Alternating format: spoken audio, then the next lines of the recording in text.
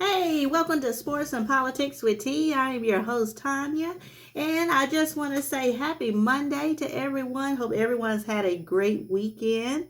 Yeah, so just wanted to tackle some topics for tonight.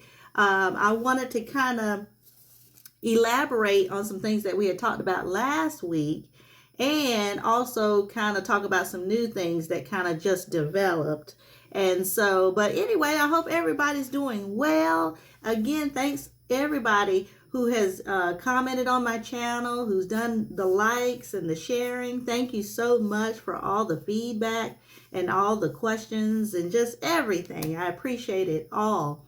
I did want to highlight one person from last week, and I forgot to do it on the last video when we talked about the insurrection and the inauguration. I wanted to give a shout out to Clinton 1452. He actually commented and just really just told the truth as far as what is really going on. I appreciate him just being honest and transparent.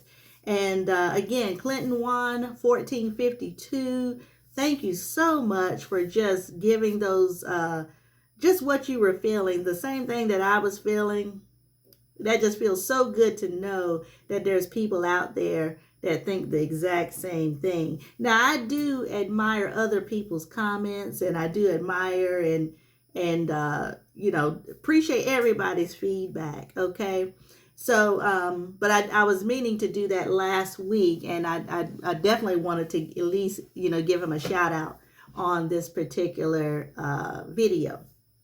Now, the first thing that we're going to talk about tonight is, people ask me, why do I hate Trump? What is it? Why, what has he done to you personally? First off, let's just go ahead and just answer that question. Okay, so I don't hate Trump. I really don't. I don't hate anyone. I just see through him, and there's a big difference, because you got to understand, when he became president back in 2016, he just did so many things and said so many things that were kind of like, now let me say this. Back in the day when Donald Trump was like just a regular businessman, things like that, in my persona, the way I feel about him is he, to me, was more of a people's guy back in like the 80s and the 90s. I mean, if you looked at Donald Trump back in the 80s and 90s, he would be on sitcoms. He would be on, of course, he had his own show, The Apprentice, and, things like that. And so to me, his personality back then was more, I don't know. It was a little bit, well, it was a whole lot different. And of course, when you become president, of course your personality has got to change to a degree. But I felt like back in the day, even rappers used to rap about him, like Tupac and some other people. And I remember him being on, I think it was Fresh Prince of Bel-Air. He was on one episode of that. So back in the day, he was more just not reserved, but he was just more of like a businessman. So didn't really know much about him except for, the Trump Towers, and, he had hotels in New York and things like that. And so, Trump, that's the big name.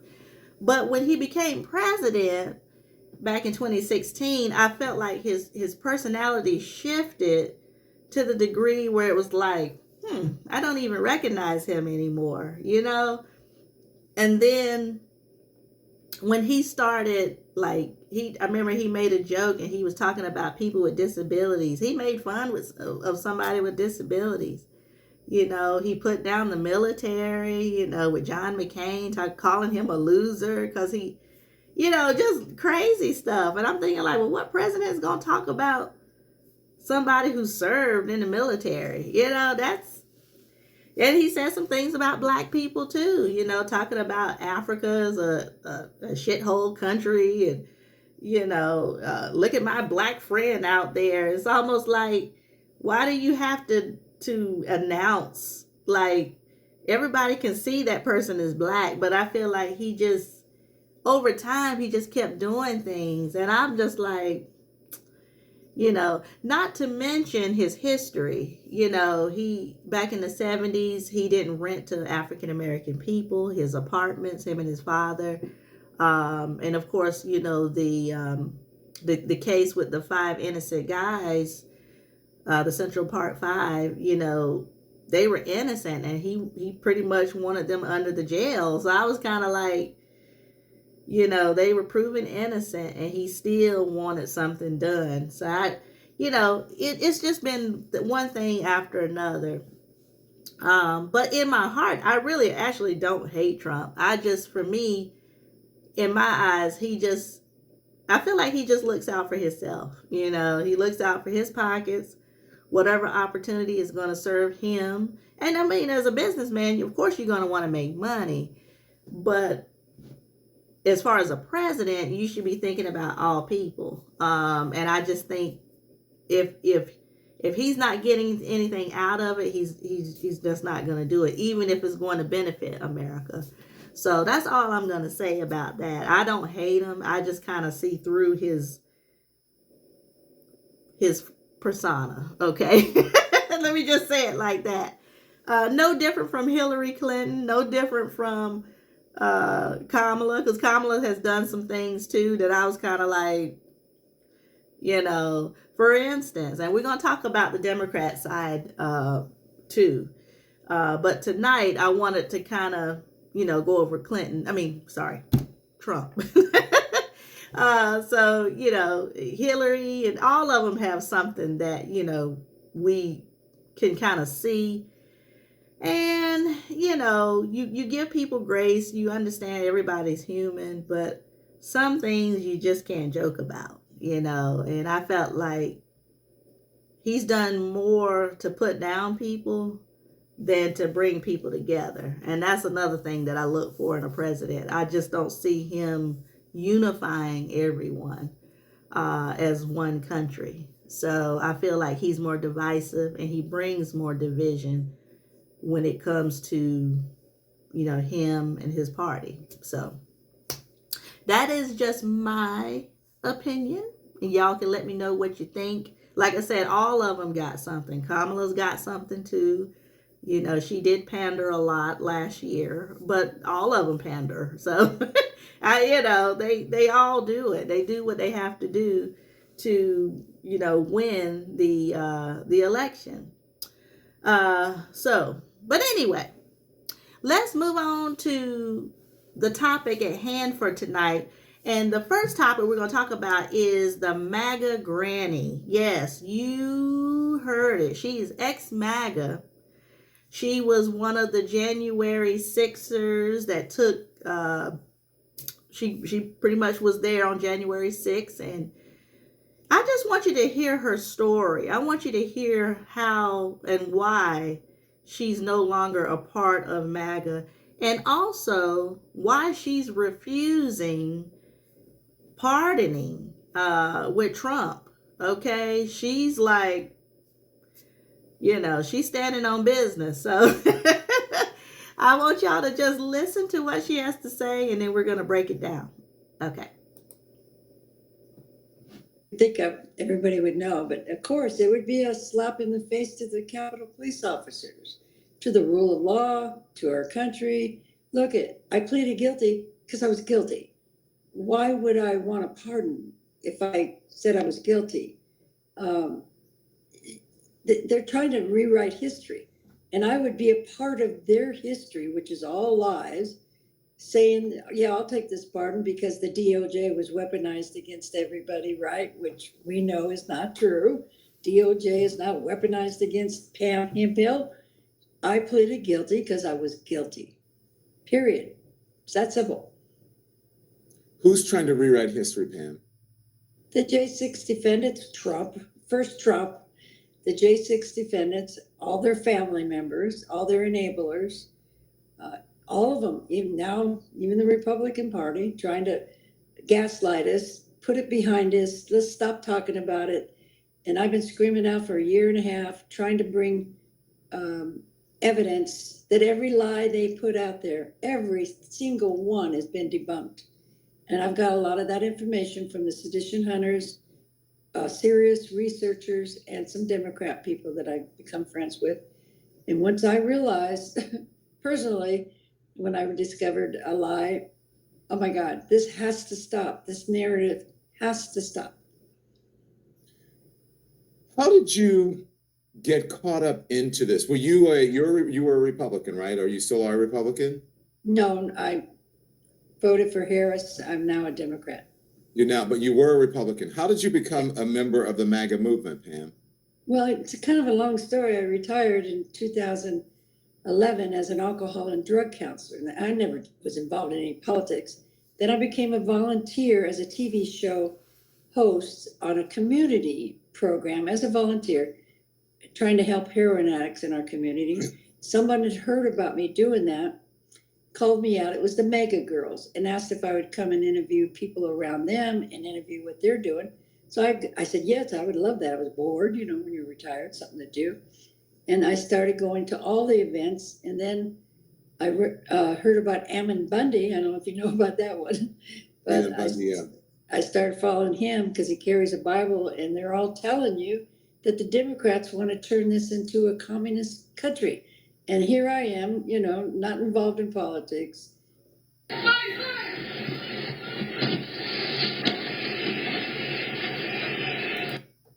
Not doing my own research, listening to all their gaslighting, because if you do ask them anything, they'll stop you right there. Don't listen to the Democrats. They've been trying to steal the elections forever.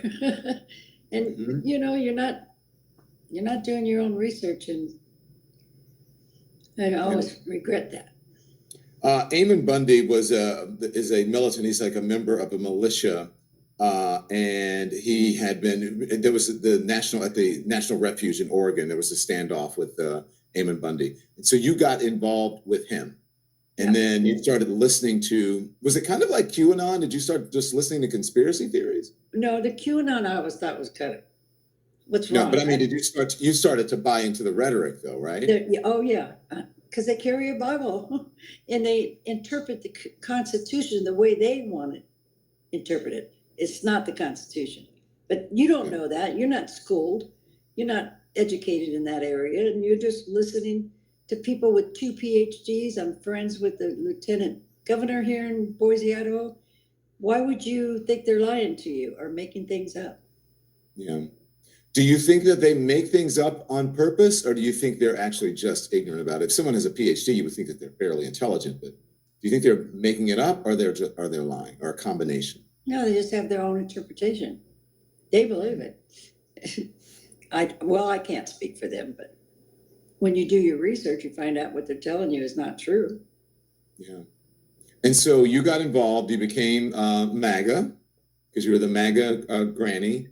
And then how do you become, did you actually, how did you end up to believe that the election was stolen? And I think that you probably did believe the election was stolen because you ended up at the Capitol, right? So how did you come to believe that? Was it because of what Donald Trump said, or what?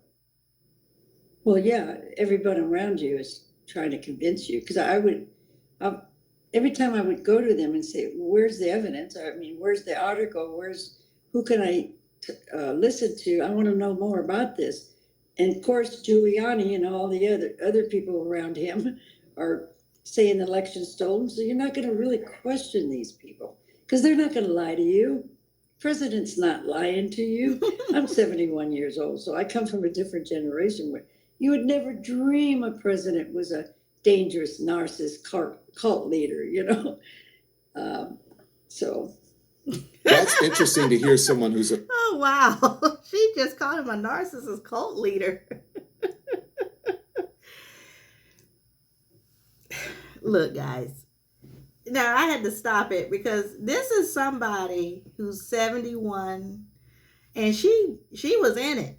She said, listen, I was MAGA, honey, and I didn't even want the pardon because she said, you know what? I was guilty. It was me. I did it. Yep, it was me. And you know what? Hey. Now I can respect that. That's standing on business. She said, "I don't need your pardon. I did it." Shoot. And then she called him look. The reason why I show these videos is because I don't want people to think that, people is just making stuff up. These are people that was actually there. These were people who actually was in MAGA themselves. This ain't even a black-white thing. This is just, because and one reason why I don't make it a race thing is because, they label you as a race baiter, and, oh, here she is trying to bring division. And, if you notice, every person that I've brought on here was, we had a white police officer last week. Now we have a Caucasian white lady today. And you're going to see some more. So it's not a black-white thing at all. But I want you to just hear it from the horse's mouth. These are people that actually, they lived it. And now she's like, you know what? It's a cult. He's a narcissist. I can't do it no more. I cannot do it no more.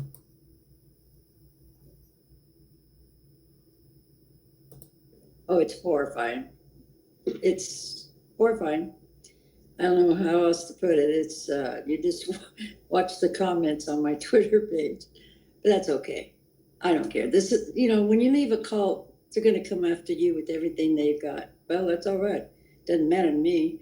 I'm going to continue to do the right thing, share facts, and you want to get upset? Well, that's expected.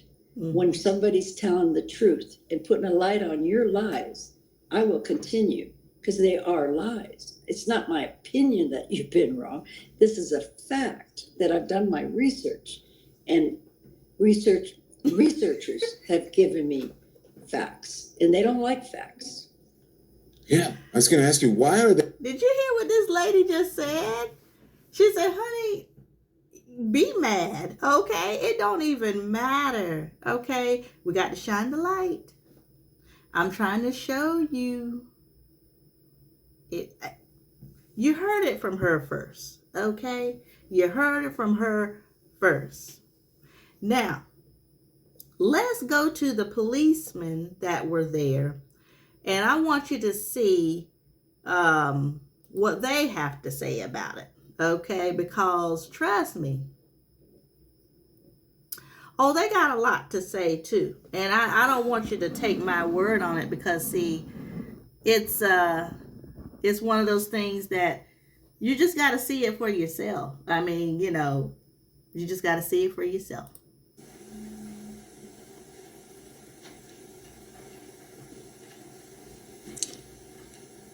Welcome, everybody. I'm sorry we have to be here. I'm Congressman Dan Goldman from New York City. We are here following Donald Trump's pardoning of more than 1,500 convicted criminals who stormed the Capitol on January 6, 2021, violently attacked law enforcement officers, injuring more than 170 of them, including 2 who are here today with us, Officer Daniel Hodges and retired Officer Harry Dunn. The pardoned defendants and convicted criminals, all of those who were convicted, of course, were convicted by either a unanimous jury of 12 or they admitted guilt to the crimes that they were charged with. I was 17 years old when I took over my family's small farm. Today, we farm over... Included more than 600 who were charged with violent offenses, with assault. Now notice he said they were charged with violent offenses. Okay, so again, this is not a peaceful protest like everybody's saying. Okay, maybe on one side of the area it was nice and quiet, but we all saw the tapes. We saw all the video. Remember when I told you last week, believe your eyes. Believe what you hear. Yeah.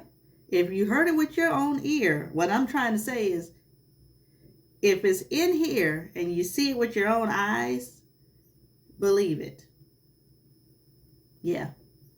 Don't let them talk you out of, oh, well, no, it's not like that. And, I had one person in the comments told me they were going to try to help me understand. Help me understand?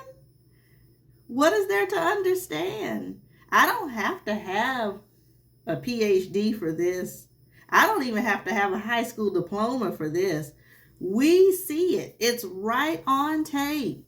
And you know who you are, whoever made that comment on the last video.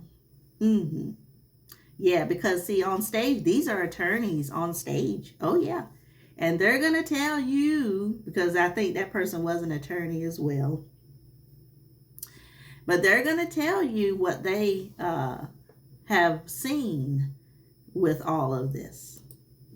And yet on Monday, Donald Trump decided that he wants to whitewash history, pretend that the riot of January 6th never happened, and that it was simply a peaceful walk through the Capitol. Unfortunately for him, how do you even draw that conclusion? I'm sorry, I keep stopping the tape, but how do you just, we see it. It's not like back in the 90s, like I was born in the 70s, okay? So I got a little bit of age on me, just a little bit. It ain't like back in the day where people don't have camera phones and phones everywhere or video everywhere where you just miss certain things. As soon as something is done now, it's posted, it's videoed, and it's all around the world in 1 second. Just like that. So this whole idea that,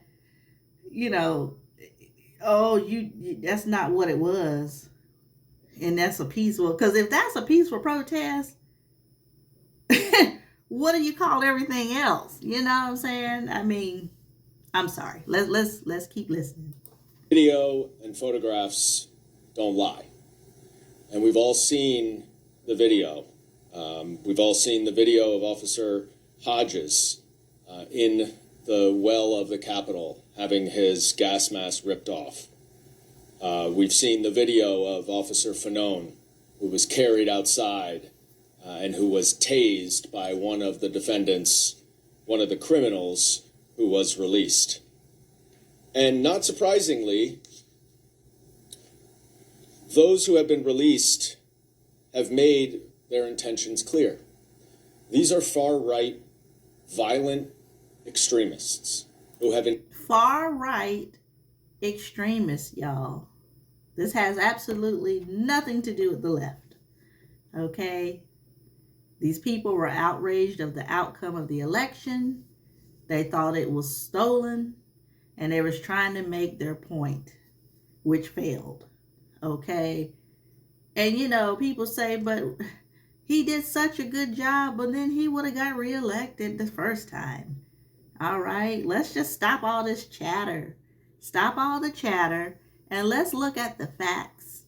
The fact of the matter is this. He just let out 1,500 criminals. Oh, but you want to keep America safe. You want to tackle the border, and trust me, we need to tackle the border because it's just way out of control. But you just let out 1,500. Let me keep listening. Engaged in political violence, now set free by the President of the United States, and encouraged, emboldened, inspired to not only fight on his behalf, but to commit violence on his behalf. This is effectively a militia that Donald Trump has created to support his political wishes and his personal wishes, which are always overlapped with his political wishes. I'm going to speed it up a little bit. Just so you can understand, I want you to hear everything that what they're saying happened that day. Because it's more to it than what you think. Listen, this is very simple. Donald Trump inspired a mob that came and descended on this Capitol surrounded the Capitol, trapped me and many of my colleagues in the House chamber, and brutally attacked hundreds of officers, wounding over 140 of them. What a shameful day today, or yesterday, that he then went and pardoned hundreds of violent criminals.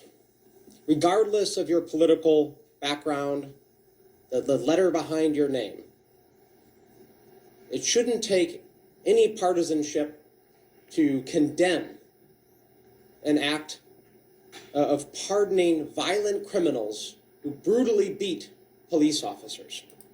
Okay, let's stop right there. See, that's what I'm saying. People are, they're just, we're desensitized, y'all. America is desensitized. We're normalizing everything now, right? There is no right and wrong no more. There is no level of respect. There is no respect for life. You know, I had one person in the, I can't remember the name, and I think I had made a comment that, you know, someone died. And the comment was, well, it was only one person that died that day. Like, no big deal, you know? And I'm just like, wow, really? Jeez, is this where we are, really?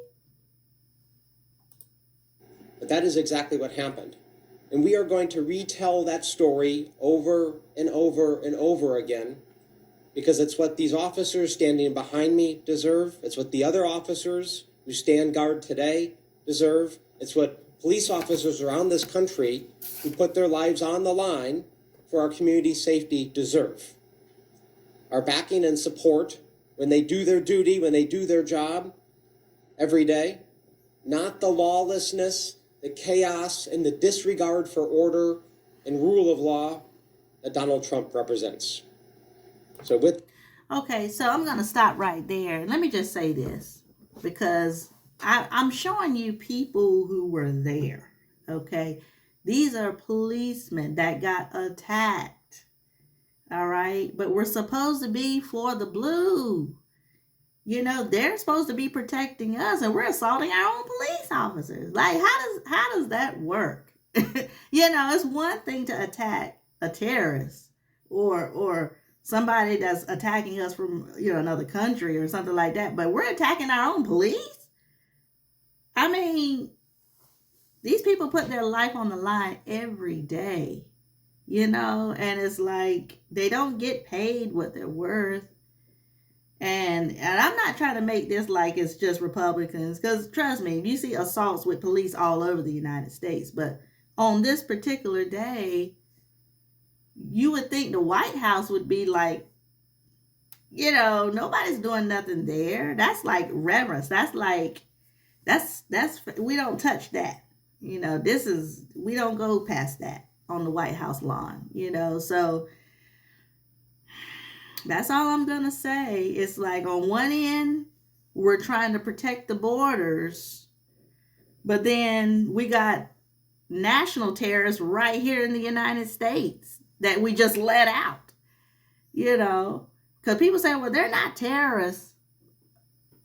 I can't tell the difference. I mean, this, you coming in with rifles and coming in with grenades, some of them, like I say, busted out windows, and you know, the list goes on. One police officer, he just said, had his mask ripped off. I think one man got pinned in the door. I saw that on video myself. He couldn't get out the door. They were squeezing him so hard, jamming him inside the door. And I'm just like, wow. You know, is this... Anyway, let's move on to the last topic for tonight.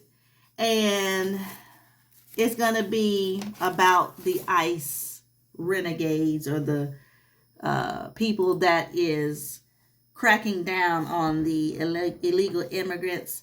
Let me tell you something now. I'm glad they are cracking down, because they had gotten way out of control. Okay. Like I said in my video before last, that was one thing that I think that Biden and Harris messed up on big time. You know, they didn't keep that under control, you know, and now it's so out of control that, you know, they're everywhere and they're taking up resources that the American people should be having. You know, I mean, you got wildfires in California, people losing their homes. You got in North Carolina, people in the flood area.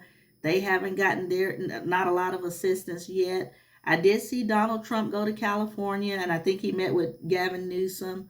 I think he met in North Carolina as well. I haven't heard anything as far as any help, though. But you know, that's why I say when we were talking about DEI last week, I'm thinking like, why are we talking about DEI of all the problems in the United States that we need to be fixing? Like, to me, priority would be the illegal immigrants and getting our American citizens some help. You know, food, water, shelter, some type of medicines, a place for them to stay, because a lot of them have lost everything, like everything. I mean, everything that they've worked hard for. You know, and we're talking about, like I said, DEI. Like, I think we can put that on the back burner for right now. I mean, that's just my opinion. I didn't understand why all of a sudden now we need to get rid of it. But we're going to tackle that on Thursday too. There's a few things we're going to talk about. It's so much to talk about, you know. I mean, like I said, we need to prioritize what we're doing. You know, stop sending money overseas. Take that money and help the American citizens right here. Okay, now I'm a firm believer in that. You know, so, but let's just look at this last clip, and you're going to look at the border czar. I think his name is Tom. Anyway, he's going to talk for a few minutes about, you know, how many people they've captured and all that good stuff in the last 2 weeks. Trump's direction, ICE is racking up thousands of arrests, and this as we enter week 2 of Trump 2.0. Good morning, I'm Dana Perino. Bill is off today. Good morning, Sandra. It's great to be with you, Dana. Thanks for having me. I'm Sandra Smith. This is America's Newsroom. It was a busy weekend for sure for ICE, the agency arresting nearly 300 illegal immigrants on Saturday alone and nearly 1,000 on Sunday. ICE also lodging nearly 800 detainers, which means there is probable cause to deport. And according to border czar Tom Homan, this is only the beginning. Tom Homan, yeah. Yes, but you're going to see the numbers steadily increase, the number of arrests nationwide as we open up the aperture. Right now it's concentrating public safety threats, national security threats. That's a smaller population. So we're going to do this on priority base, as President Trump's promised, but as that aperture opens, there'll be more arrests nationwide. And we are getting a look at how these deportations are being carried out. You can see agents loading criminal migrants onto a military plane there, the flight bound for their country of origin. One South American leader tried to turn away those flights, but he quickly reversed that policy after a fierce response from President Trump. We have more on that as we go to Peter Ducey. He's live at the White House for us. What a weekend it was, Peter. Free Tax USA, where federal filing is always free with no games or pricing gimmicks. Because... And Sandra, this weekend, for a few hours at least, the Colombian president was really dug in against President Trump, and he was explaining in public why Colombia was not going to accept 2 U.S. military planes full of Colombians who had entered the United States illegally. The president said at one point, the U.S. cannot treat Colombian migrants as criminals. I deny the entry of American planes carrying Colombian migrants into our territory. The United States must establish a protocol for the dignified treatment of migrants before we receive them. But then came a 25% tariff threat that would rise to 50% after a week, and suddenly 180 degrees different. Part of the news statement said this: the president provides a presidential plane for the dignified return of his fellow citizens and will lead efforts at the Extraordinary Assembly of CELAC. Caroline Leavitt, the new press secretary, said in part, the fully drafted IEEPA tariffs and sanctions will be held in reserve and not signed unless Colombia fails to honor this agreement. The visa sanctions issued by the State Department and enhanced inspections from Customs and Border Protection will remain in effect until the first plane load of Colombian deportees is successfully returned. The new president wants to deport people back to their countries of origin. These tariff threats are a way to try to keep that process moving, and that's not going to stop. if you have a person who is convicted of a violent crime, whether they're an illegal immigrant or a non-illegal immigrant, you have to go and get that person to protect the public. Wait a minute. Did he say, wait a minute. He said an illegal immigrant or a non-illegal immigrant. So would that be January 6ers too?